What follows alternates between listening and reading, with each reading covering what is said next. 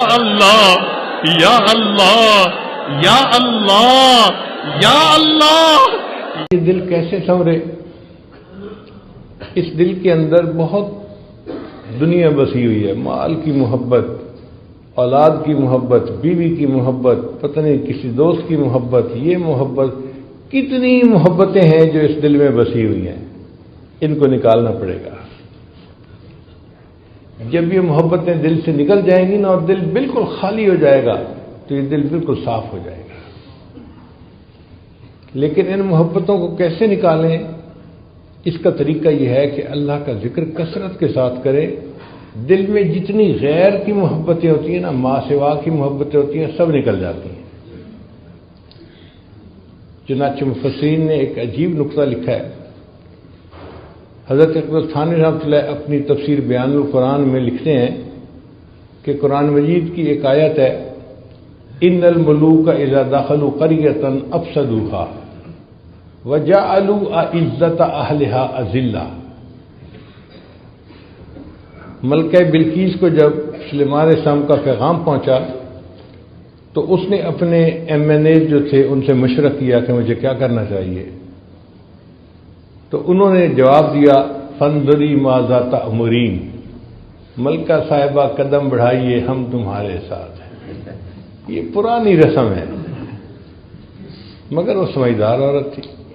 اس نے کہا کہ دیکھو، جب بادشاہ کسی بستی میں داخل ہوتے ہیں، افسدوہا، وہاں فساد مچا دیتے ہیں، وجعلوا اعزۃ اہلہا اذلہ، اور جو وہاں معزز ہوتے ہیں نا ان کو ذلیل کر کے باہر نکال دیا کرتے ہیں۔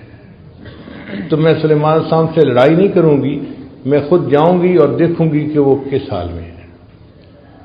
تو حضرت تھانوی رحمۃ اللہ فرماتے ہیں یہ تو اس آیت کے ہیں ظاہری معنی، مگر اس میں ایک بہترین تمثیل بھی موجود ہے۔ وہ تمثیل کیا کہ اگر ملوک سے مراد اللہ کا نام لے لیا جائے، مالک الملک کا نام، اور قریہ سے مراد یہ دل کا قریہ، دل کی بستی لے لی جائے، تو پھر اس آیت کا مفہوم یہ بنے گا، ان الملوک اذا دخلوا قریۃ، جب اللہ کا نام انسان کے دل کے اندر داخل ہوتا ہے، افسدوہا، انقلاب مچا دیتا ہے، وجعلوا اعزۃ اہلہا اذلہ، اور دنیا جو اندر معزز بنی ہوتی ہے اس کو ذلیل کر کے باہر نکال دیا جاتا ہے۔ تو اللہ کا ذکر کثرت سے کرنے سے دل کے اندر سے ما سوا کی محبتیں نکل جاتی ہیں اور انسان کا دل اللہ کی محبت کے لیے خالی ہو جاتا ہے۔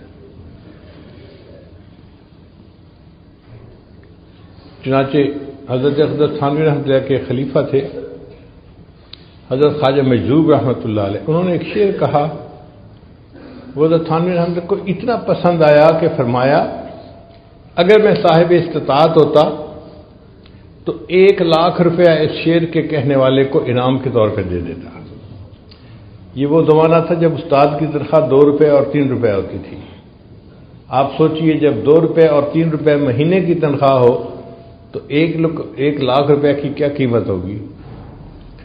تو حضرت نے فرمایا کہ میں ان کو 1,00,000 انعام دے دیتا۔ اور وہ شعر کیا تھا؟ بہت مختصر، انہوں نے کہا، ہر تمنا دل سے رخصت ہو گئی، ہر تمنا دل سے رخصت ہو گئی، اب تو آجا، اب تو خلوت ہو گئی۔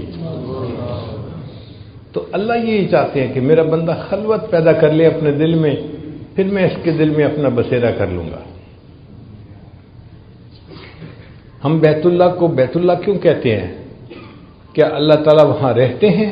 نہیں، اللہ تعالیٰ کی تجلیات ذاتیہ کا وہاں پر ورود ہوتا ہے، اس لیے اس کو بیت اللہ کہتے ہیں۔ تو جب مومن اپنے دل کو سنوارتا ہے نا تو مومن کے دل پر بھی اللہ تعالیٰ کی تجلیات وارد ہوتی ہیں۔ کتنی بڑی نعمت ہے، اور یہ چیز کوئی عام سی نہیں ہے، معمولی سی بات نہیں ہے، یہ اللہ کی بڑی نعمت ہے کہ کسی جگہ پر اللہ کی تجلی آئے۔